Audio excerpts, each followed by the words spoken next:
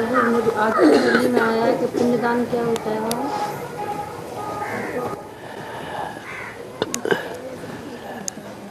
भक्ति मार्ग में खास करके हिंदुओं में कोई शरीर छोड़ते हैं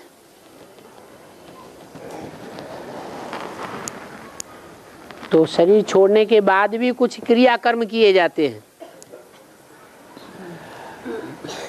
उनमें एक कर्मकांड है पिंडदान। गया में जाके खास पिंडदान करते हैं। नाम क्या रखा? गया, माने पिंड छूटा।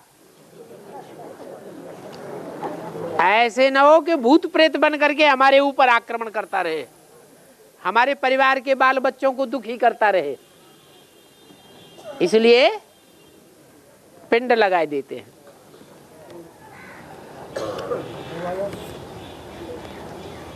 ये कर्म कांड चलते हैं भक्ति मार्ग में।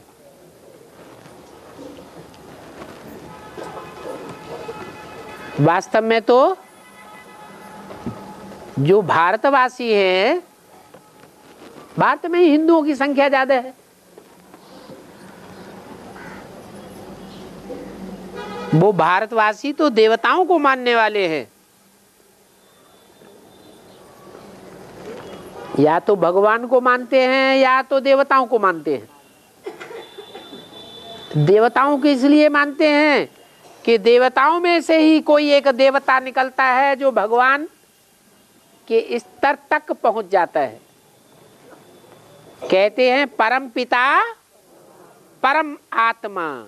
कैसी आत्मा? जितनी भी पार्टधारी आत्माएं हैं उनमें परम हीरो पार्टधारी आत्मा।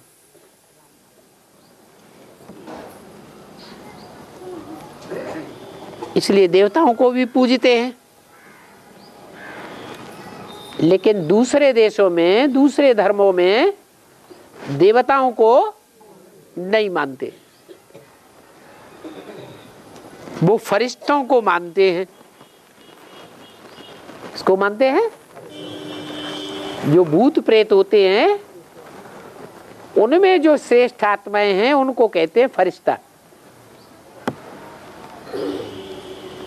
तो भूत प्रेतों की मान्यता दूसरे धर्मों में है। वास्तव में ये भूत प्रेत पूजा दूसरे धर्मों से हमारे भारत में आ गई है।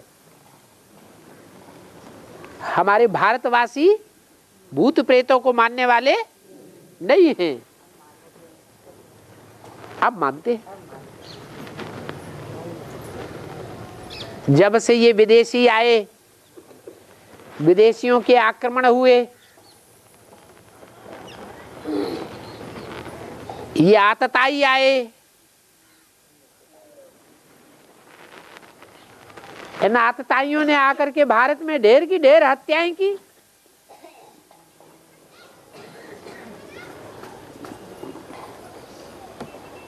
तो हत्या होने के बाद आत्मा की तो कहेंगे कि अचानक शरीर छोड़ा, अकाले मौत हुई।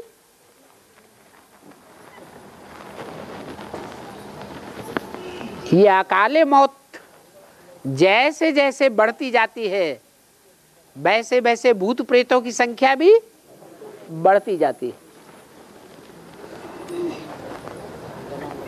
तो पंडितों ने, आचार्यों ने एक अंधश्रद्धा सिखाई कि इन भूत प्रेतों से अगर छुटकारा पाना चाहते हो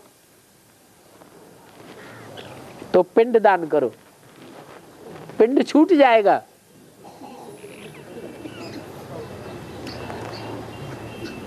अब भक्ति मार्ग में जो जैसी भक्ति करता है उसको वैसी प्राप्ति हो जाती है। हनुमान की भक्ति करता है तो हनुमान का साक्षात्कार हो जाता है। गणेश की भक्ति करता है तो गणेश का साक्षात्कार हो जाता है।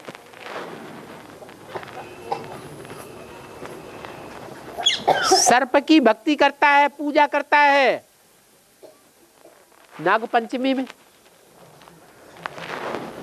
तो सर्प के रूप में कुछ न कुछ प्राप्ति होती है। लोग समझते हैं भगवान ने किया, वास्तव में ये सब अंधश्रद्धा है।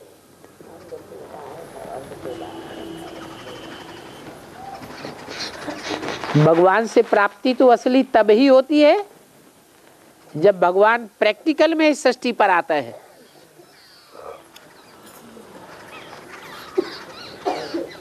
और आकर के बताता है कि मेरी उपासना करने वाले मेरे से डायरेक्ट प्राप्ति करेंगे,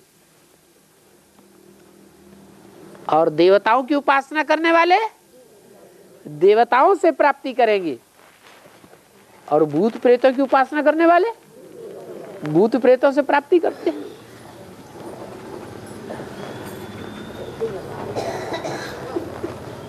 तो ये प्राप्ति करने वालों की कैटेगरीज है। कोई डायरेक्ट भगवान के बच्चे हैं, भगवान से डायरेक्ट पढ़ाई पढ़ते हैं, भगवान से डायरेक्ट लेते हैं। कोई उनसे लेते हैं जिन्होंने भगवान से लिया है, अर्थात देवात्माओं से लेते हैं। कोई देवताओं से भी नहीं लेते, भगवान से भी नहीं लेते, उन राक्षसी आत्माओं से लेते हैं जो राक्षसी कर्म करने वाले, हत्याएं करना, जघन्य अपराध करना, जीवघात करना, ऐसे ऐसे जो जघन्य पाप करते हैं उनसे प्रभावित हो जाते हैं।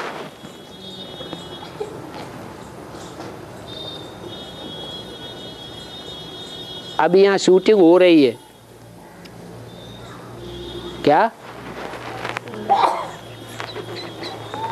हम ब्राह्मणों की दुनिया में अभी भी ये शूटिंग हो रही है। कोई तो भगवान को पहचान करके एक भगवान का पल्ला पकड़ लेते हैं, पक्का निश्चय बुद्धि। दूसरे वो है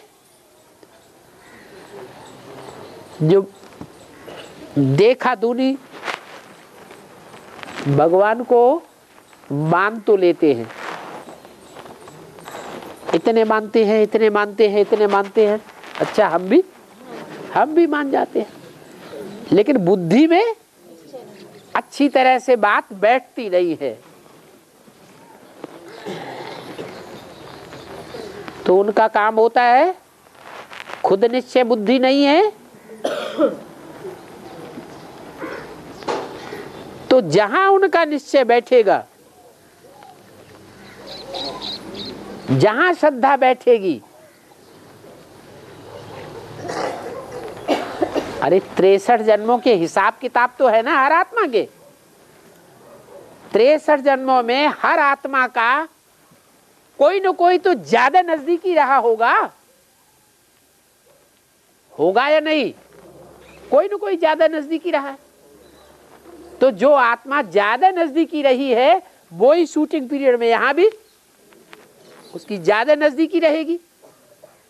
तो भगवान के ऊपर अश्रद्धा पैदा करेंगे, संशय पैदा करेंगे, लेकिन उसके साथ निश्चय पैदा करेंगे, जैसे कि वो ही उनका भगवान हो गया।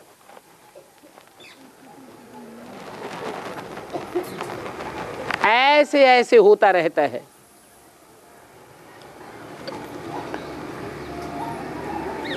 एक के ऊपर निश्चय बैठाना इस सब के बस की बात नहीं है। कोई फिर ऐसे होते हैं कि जन्म जन्मांतर उन्होंने दुष्टों का ही संग किया, आतताइयों का ही संग किया है। तो यहां भी शूटिंग पीरियड में वो आतताइयों का ही संग करेंगे, उन्हीं को मानेंगे। अभी भी देखने में आता है, खास करके बेसिक में ये देखने में आता है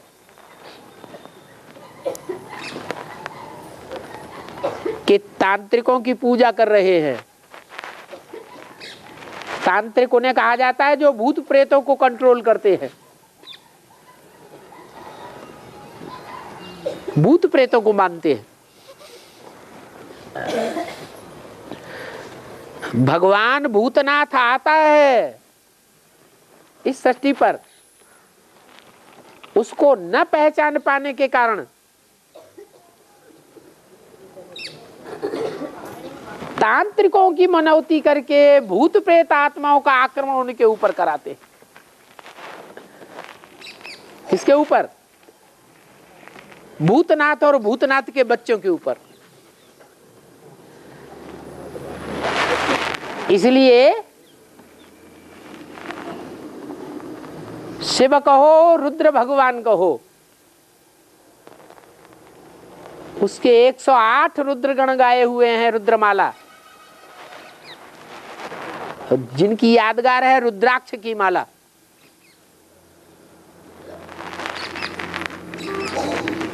वो रुद्राक्ष के मड़के में एक मुख से लेकर के 14 मुख होते हैं।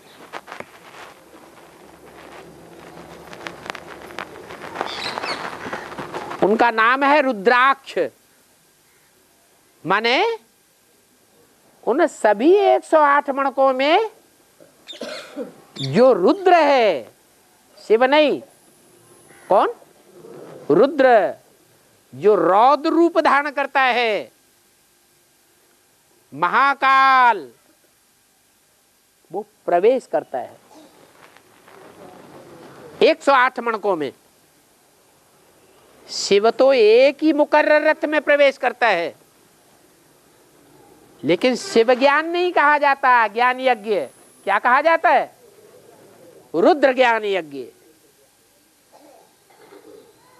शुरुआत होती है रुद्र ज्ञान यज्ञ से। यज्ञ के आदि में भी अभी भी रुद्र ज्ञान यज्ञ चल रहा है।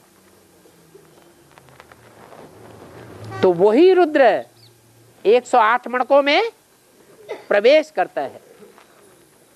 फिर कोई कोई मणके ऐसे होते हैं कि जिनमें भूत प्रेत प्रवेश कर जाते हैं। क्या ऐसे नहीं कि रुद्र ही प्रवेश करेगा? क्या किसी में एक भूत, किसी में 2 भूत, किसी में 4, किसी में 14 भी। इसलिए रुद्राक्ष के मणकों में वो मुख दिखाए जाते हैं। इतने इतने मुख से बातें करते हैं। वो रुद्र के मणके, रुद्र के बच्चे हैं, महाकाल के बच्चे हैं, और वो महाकाल के बच्चे राजाई प्राप्त करने वाले बच्चे हैं। उनके ऊपर इतनी इतनी प्रेत आत्माओं के आक्रमण होते हैं। सोचो जरा कि जब दुनिया में बड़ी बड़ी बिल्डिंगें टूटेंगी ताश के पत्तों की तरह, 100 मार के 100 मंजिल से भी ऊपर के मंजिल के मकान बनाए हुए हैं। इस देश में भी विदेश में भी बनते जा रहे हैं। एटम बम फटेंगे, भूकंप आएंगे, जमीन हिले आल डोल करेगी तो सारे गिरेंगे। कितने मनुष्य मरेंगे अचानक? ये अचानक मौत मरने वाले क्या बनेंगे? भूत प्रेत बनेंगे। उनमें से जो पावरफुल भूत प्रेत होंगे वो इन रुद्रमाला के मणकों में प्रवेश करेंगे।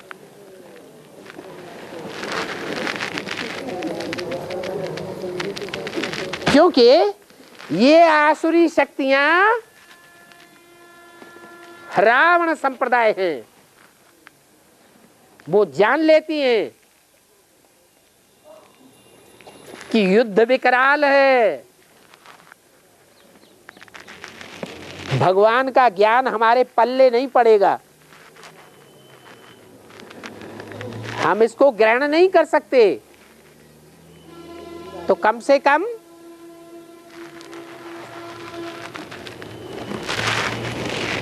जो देह अहंकार है उस अहंकार के आधार पर रावण में जो काम क्रोध लोभ मोह अहंकार 5 विकार भरे हुए हैं, उन शक्तियों के आधार पर तो हम आक्रमण कर सकते हैं।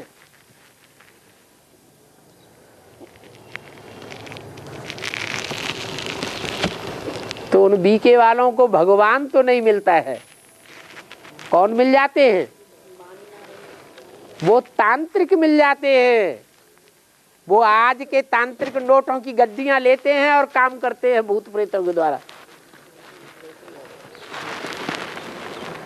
उन्हीं को भगवान समझ लेते हैं। अब क्या भूत प्रेत भगवान होंगे? भूत प्रेत भगवान नहीं हो सकते। भगवान तो भाग्यवान को भगवान कहा जाता है। क्या? जिससे जास्ती भाग्यवान दुनिया में कोई हो ही नहीं सकता।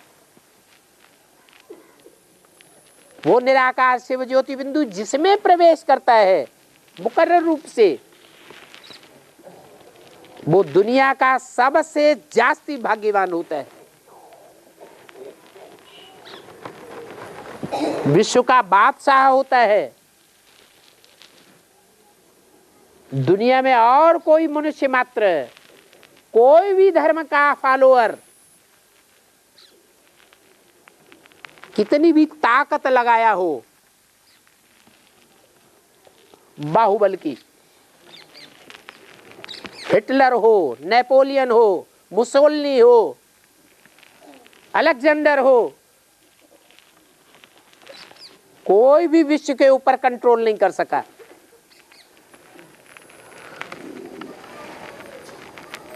ये तो एक ही शिव बाबा का बताया हुआ रास्ता राजयोग बल है, जिसके आधार पर विश्व की बादशाही प्राप्त होती है।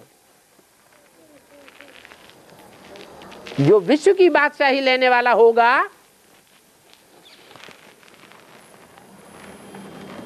वो इन भूत प्रेतों से डरने वाला नहीं हो सकता। हाँ, जिन आत्माओं में वो भूत प्रेत प्रवेश कर जाते हैं,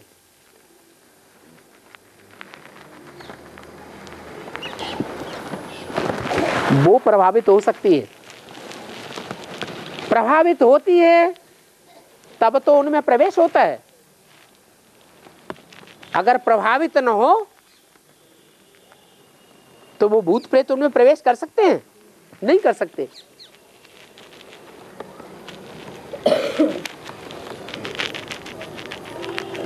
तो वो प्रभावित होने वाले जो भी रुद्रमाला के मणके हैं,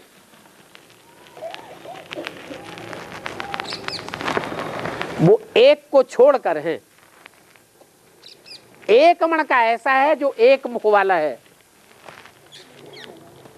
जिसके लिए भक्ति मार्ग में कहते हैं एक मुख वाला रुद्राक्ष का मणका किसी को मिलता ही नहीं, विरले को मिलता है। बाकी जितने भी रुद्रमाला के मणके हैं, कोई में 2, कोई में 4, कोई में 14 भूत प्रेत प्रवेश करते ही हैं।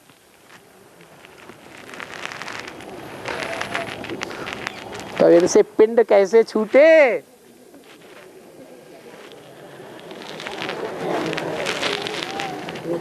भक्ति मार्ग में तो लड्डू बना लिया और चढ़ा दिया, कहते पिंड छूट गया। अब वो लड्डू थोड़े ही पिंड छुटाएगा है।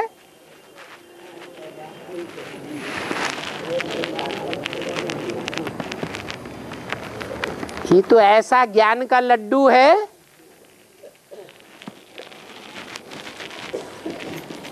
जो गहराई से जो बुद्ध रूपी हाथों में धारण करेगा,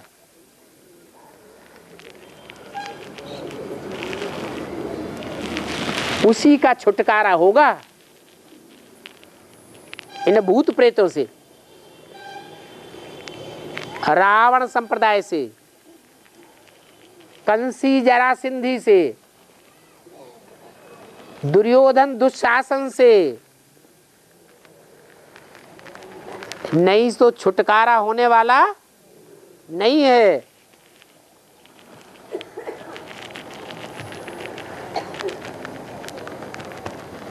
तो भक्ति मार्ग में तो जाते हैं गया में, क्या? हाँ, ये गया में जाने की बात नहीं है। ऐसी ऊंची स्टेज में जो गया उसका ही पिंड छूटता है, नहीं तो पिंड छूटता नहीं। गया कौन से स्टेट में है? बिहार में। वो बिहार है बाहर लाने वाला। पिंड छूटेगा तो बाहर आएगी। संगम युग मौजों का युग बन जाएगा। इन भूत प्रेतों से पिंड नहीं छूटेगा तो मौज नहीं आने वाली है ब्राह्मण जीवन में।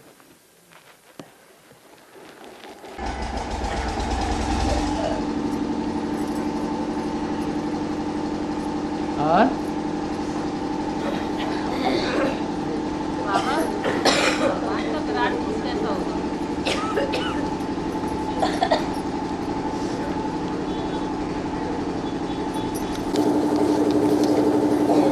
भगवान है कौन? कौन है भगवान? शिव बाबा। शिव माने आत्मा, बाबा माने शरीर। क्या? बाबा माने कोई शरीरधारी है, क्योंकि आत्माओं का बाप तो बाप होता है, बाबा नहीं होता। बाबा कहा जाता है ग्रैंडफादर को। आत्माओं का बाप सिर्फ बाप है, वो बाबा नहीं है। वो आत्माओं का बाप ज्योति बिंदु जब कोई शरीर में प्रवेश करता है तब दूसरे संबंध बनते हैं, नहीं तो सिर्फ कौन सा संबंध है? बाप। तो जिस शरीर में पहले प्रवेश करता है वो है बाबा, साकार। क्या? उसने क्या किया? विराट रूप कैसा? विराट माने बड़ा। अब जिसमें प्रवेश करता है वो साधारण में प्रवेश करेगा या बड़े से बड़े में प्रवेश करेगा? इब्राहिम, बुद्ध, क्राइस्ट आते हैं, कोई में प्रवेश करते हैं तो दुनिया की विशेष आत्माओं में ही प्रवेश करते होंगे कि साधारण में प्रवेश करेंगे? है? अरे जितना बड़ा आदमी होता है उतना ऊंचा उसका फर्नीचर होता है।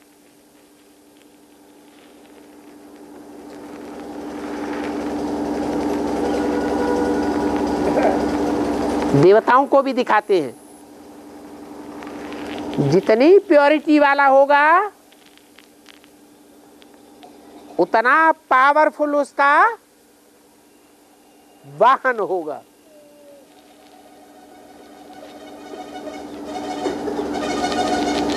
शिव का वाहन बैल दिखाते हैं और शिव की शक्ति का वाहन क्या दिखाते हैं? शेर दिखाते हैं। तो आत्माओं के बीच में सबसे ऊंची आत्मा कौन? इब्राहिम, बुद्ध, क्राइस्ट, कौन है? आत्माओं के बीच परमपिता परमात्मा शिव भी आत्मा है। वो आत्मा नहीं है तो राम वाली आत्मा को कैसे सबसे ऊंचा बता दिया है? सबसे ऊंचे से ऊंचा पार्ट बजाने वाली आत्मा कौन? शिव। तो वो ऊंचे से ऊंचे पार्टधारी में प्रवेश करेगा या साधारण में प्रवेश करेगा? ऊंचे से ऊंचे में आता है। वो ऊंच से ऊंच है सारी मनुष्य सृष्टि का बीज, बाप। और बीज में जब ज्ञान का बीज आरोपण करता है तो ज्ञान का बीज जो छोटा सा बीज है कितना बड़ा वृक्ष बनता है।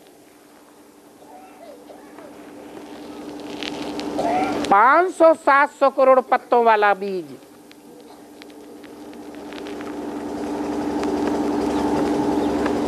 इतना बड़ा मनुष्य सृष्टि रूपी झाड़, उस बीज में कितने समाये हुए हैं? 500-700 करोड़ उस बीज में समाये हुए हैं, जिनके लिए गीता में कहा ना हम तेषु ते मैं उन 500 करोड़ में नहीं हूं, लेकिन वो 500 करोड़ सब मेरे अंदर हैं। इस बात की जानकारी जब सारी दुनिया को लगती है, इस बात का साक्षात्कार होता है पुरुषार्थ करने वाले अर्जुनों को, पुरुषार्थ का अर्जन करने वाले जो भी आत्मा रूपी अर्जुन हैं, उनको जब इस बात की जानकारी होती है कि वो बड़े से बड़ा विराट से विराट कौन है, वो विराट। उस विराट रूप में भक्ति मार्ग में जो चित्र दिखाया है, उसमें राक्षस भी दिखाए, उसमें देवताएं भी दिखाए, उसमें मनुष्य भी दिखाए, उसमें जानवर भी दिखाए, सारी दुनिया उसमें समाहित कर दी।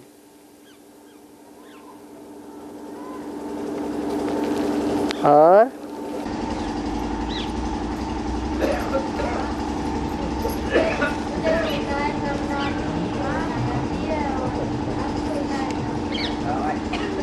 हाँ जी, एक माता ने पूछा, सूर्य जब उदय होता है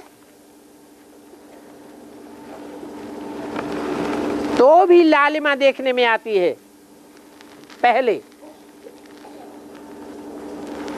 और जब सूर्य अस्त होता है तो भी अस्त होने के बाद क्या देखने में आती है? लालिमा देखने में आती है। उसको कहते हैं उषा। क्या कहते हैं? उषा। भक्ति मार्ग में, ब्राह्मणों की भक्ति मार्ग की दुनिया में उषा के साथ उनका युगल का नाम क्या है? रमेश। रमेश कौन है? रमा ईश दो शब्दों को मिलाया रमेश। कौन है रमेश? है? अरे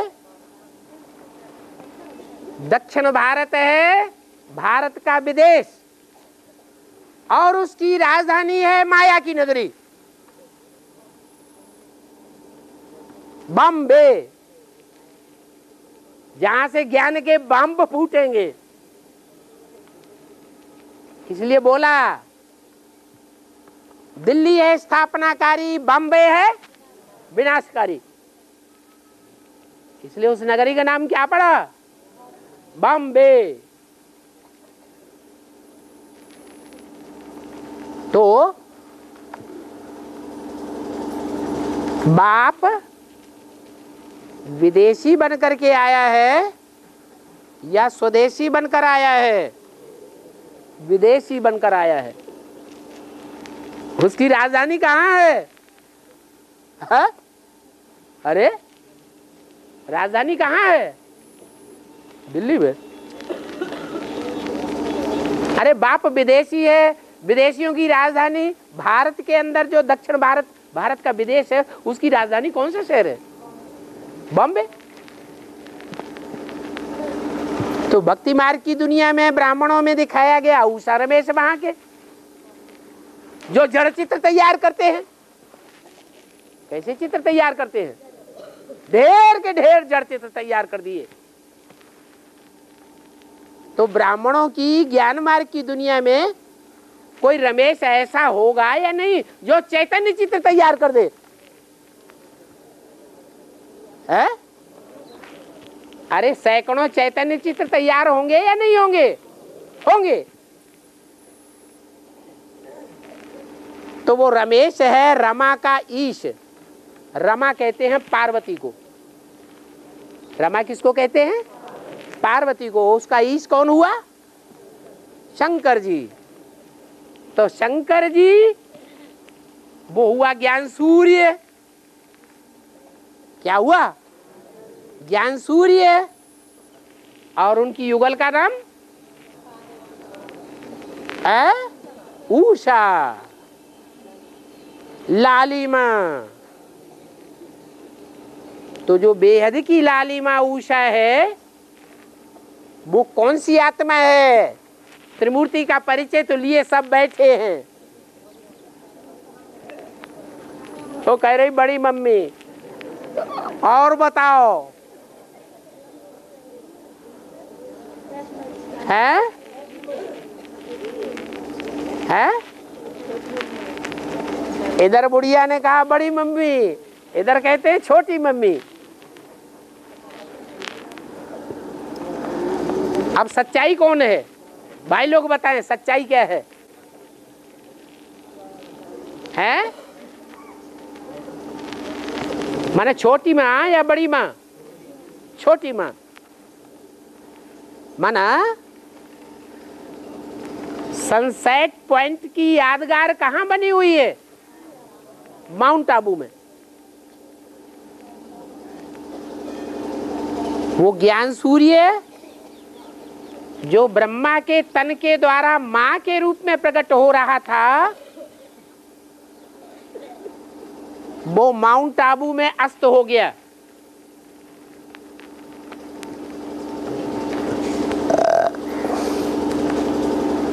छियासठ 68 के बीच में।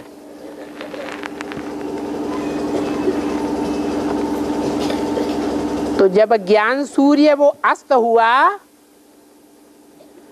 उस समय ब्राह्मणों की दुनिया से छोटी माँ ने बेसिक में जन्म लिया। क्या? तो अस्त हुआ तो उषा निकली या नहीं निकली? है? निकली। ऐसे ही ब्राह्मणों की दुनिया में सूर्य पहले उदय होगा या वो लालन पालन करने वाली लालिमा पहले उदय होगी? लालिमा उदय होगी। इसलिए ब्राह्मण बच्चों को अव्यक्त बाप दादा ने डायरेक्शन दे दिया। क्या? अरे सूर्य के पीछे मत पड़ो, जलाए देगा, जलाए। क्या? किसका आवाहन करो? है? ज्ञान सूर्य का आवाहन न करो। माताएं किसका आवाहन करें? बाबा आ जाए। तो अब किसका आवाहन करना है? हाँ, उषा का आवाहन करो। पहले उषा उदय होगी, फिर पीछे पीछे अपने आप चले आएंगे। दुनिया तो कहती है, ग्लानि करती है, शंकर पार्वती के ऊपर फिदा हुआ। ग्लानि कर दी ना। अरे शंकर पार्वती के पीछे नहीं फिदा होगा, तुम्हारे पीछे फिदा होगा क्या? ये तो अच्छी बात है कि हर एक व्यक्ति को अपनी चिर संगनी के पीछे फिदा होना चाहिए कि दूसरों के पीछे फिदा होना चाहिए? हैं? अपनी चिर संगनी के पीछे फिदा होना चाहिए। तो अगर उषा का आवाहन कर लिया, उषा आ गई, तो रमेश जी तो पीछे पीछे अपने आप ही आ जाएंगे, उनका आवाहन करने की दरकार नहीं होगी। और रामायण में जन्म कोट लग रगल हमारी, बरौ सब उलट रहूं कुआरी। हाँ, ये आया है। तो अब आप क्या चाहते हैं? हैं? कोट जन्म लग रगल हमारी, हाँ, और बरौ सब उलट रहूं कुआरी। अब आप इस चाहते क्या है? ये तो आपने रामायण का फिकरा सुना दिया। आप क्या जानना चाहते? पार्वती ने यही अर्ज करी है, नारद से, नारद और सप्तऋषि। हाँ हाँ, सप्तऋषियों को बोल दिया। तो जो बोल दिया है उसमें आप क्या जानना चाहते हैं? बाबा ने तो कही, आप क्या पूछा? बोलो बोलो बोलो बोलो बोलो। अरे 84 जन्म होते हैं यहाँ करोड़ों। अरे आपकी कुछ जानने की इच्छा है? शंभू के ऊपर की है, मतलब पार्वती और ये सभी के ऊपर की है।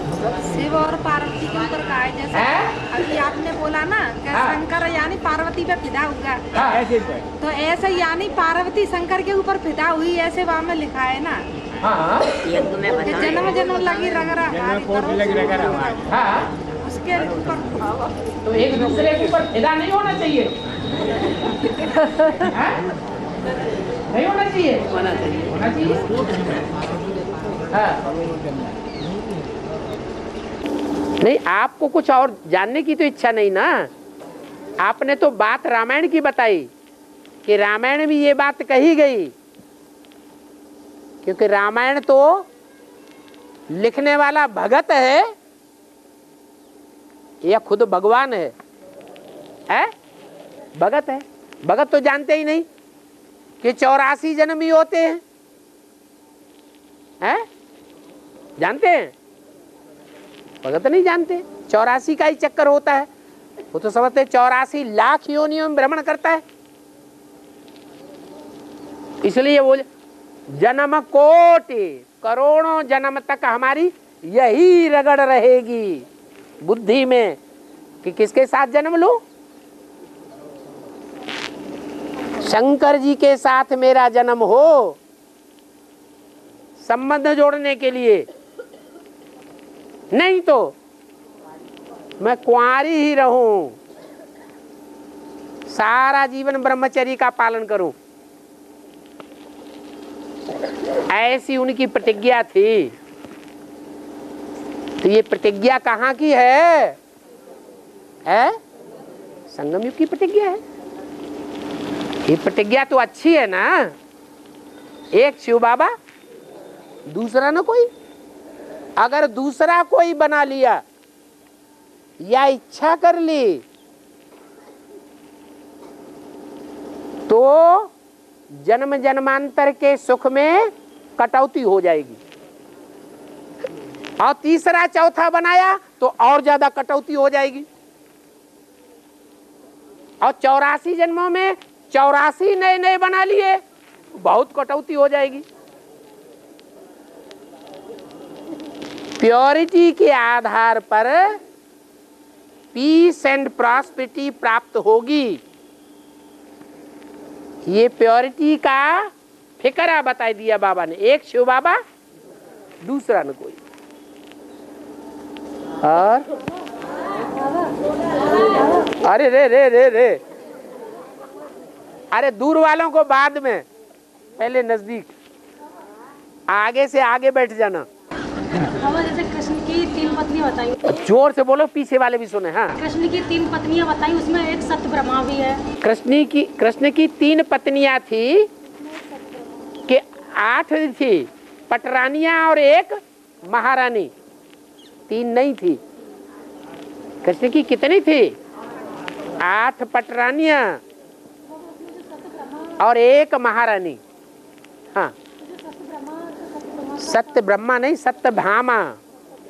हाँ, तो उसका पार्ट हाँ सूर्यवंशियों की माँ जो वो है, सत्य ब्रह्मा का जो पार्ट है, सत्य भामा। भा माने भाई, माँ माने माँ, जो सच्चाई में माँ बनी वो है सत्य भामा। माना एक पटरानी है जिसका नाम पड़ा सत्य भामा, और दूसरी रुक्मिणी।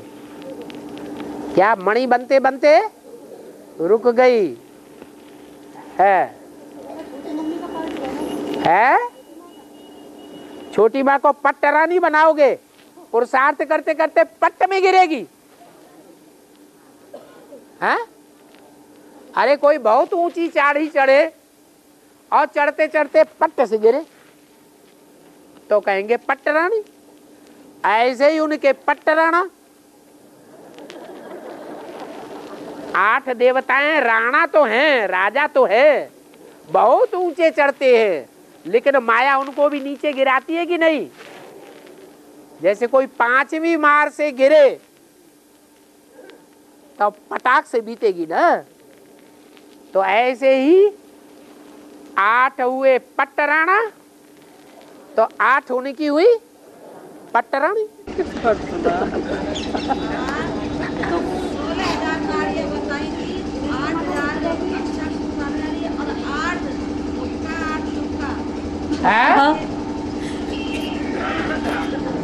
अरे उठ के ठाड़ी हो जाओ। हाँ, 16,000 साड़ियाँ जो विराट की साथ करती है, 8,000 सुक्का, 8,000 सुक्का, उसका मुख्य नाभि, तो नाभि को काट देते बाबा बताया ना आपने। हाँ हाँ, जो नाभि है उस नाभि को छेदन कर दिया। रामायण में बताया, विभीषण ने ये राज बता दिया। क्या राज बताया? इसके सर काटते जाओ, नए नए सिर रावण के पैदा होते जाएंगे। क्या भगवान आकर के इतना ज्ञान सुनाता है और इतना क्लियर कर देता है, तो भी संशय उठने वालों के, प्रश्न पैदा होने वालों के सिर के रूप में प्रश्न पैदा ही होते रहते हैं, उनके प्रश्न खत्म होते ही नहीं। जितने प्रश्नों का समाधान करो, इस सिर में से निकलते हैं ना प्रश्न। प्रश्न कहाँ से निकलते हैं? सिर में से। तो जितने सर काटते जाओ उतने और ज्यादा पैदा होते जाते। तो तरीका बताया। क्या तरीका बताया?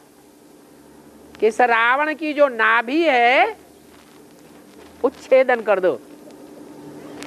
इस नाभि कुंड में पीयूष है, पवित्रता का पीयूष है, अमृत कुंड है। कौन सा अमृत कुंड है? इसके हृदय में सीता बसी हुई है। क्या? तो काट दो, वो अलग हो जाएगी तो ये खलास हो जाएगा। तो वो बाप दादा ने आपको बताई दिया। ये बाप दादा विभीषण का पार्ट बजाय रहा है। क्या? बी माने विशेष, भीषण माने भयंकर। जो ब्रह्मा कुमार कुमारी समझते हैं कि ब्रह्मा बाबा हमारे लिए बड़े हेजे हैं, क्या ब्रह्मा बाबा ने हमको जितना प्यार दिया उतना दुनिया में कोई किसी को नहीं दे सकता। भले हमने ब्रह्मा बाबा की घेच काट डाली हो, क्या उनका हाथ फेल कर दिया हो, लेकिन ब्रह्मा बाबा जितना हमको प्यार करते हैं इतना कोई नहीं कर सकता। वो ही ब्रह्मा बाबा विशेष भयंकर हो जाता है उनके लिए। जिन ब्रह्मा कुमार कुमारों ने ब्रह्मा जैसी कोमल आत्मा को इतना प्यार दिया, इतना दुख दिया, उनसे हिसाब किताब ब्रह्मा की सोल लेगी या नहीं लेगी? कब लेगी? सतयुग में जाके लेगी। अभी एक एक का 100 गुना गिनाएगी, गिना रही है।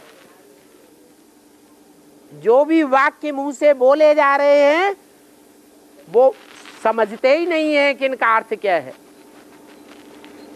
जब समझेंगे तब जानेंगे कि ये तो हमारे लिए महाभयंकर है। वो बाबा राज बता रहा है हम बच्चों को, क्या विजयमाला का आवाहन करो। विजयमाला माने छोटी शहद की मक्खियों की रानी। शहद की मक्खियों का आवाहन करना हो तो क्या करना है? रानी मक्खी को बुला लो, पकड़ लाओ।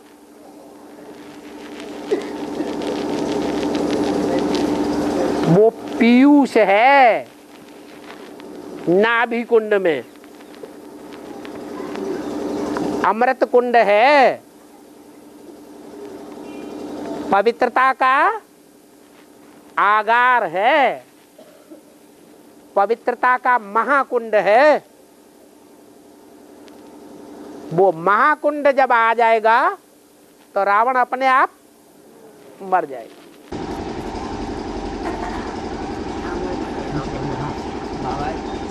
बाबा जी, बाबा बोलो बाबा हाँ, हमारे यहाँ कोई गीता पाठशाला नहीं है, हम एटा से आए हैं। एटा? हाँ, आसपास भी नहीं है, बहुत बहुत दूर तक यहाँ है, आगरा में। अरे तो एटा आगरा तो साथ ही साथ है, बहुत दूर तो नहीं है, है? और एटा फरक्काबाद से लगा हुआ है? फिर क्या, आप तो किनारे पर ही है। गीता पाठशाला कोई युगल निकला ही नहीं। ट्यूबवेल है, हमारे ट्यूबवेल तो है, लेकिन वे कोर्स करे आई है, बेसिक में भक्ति में चल रही है। अब कोई युगल निकला? और कोई है? हाँ है तो माता। जो युगल निकला हो, भट्टी कर ली हो, कोई युगल ने भट्टी नहीं की। तो तब तक कहीं न कहीं इकट्ठे होते रहो। क्या महीने में एक संगठन का प्रोग्राम जरूर रखो किसी के भी घर में। फिर जब कोई युगल निकला है तो गीता पाठशाला खोल देना। ओम शांति।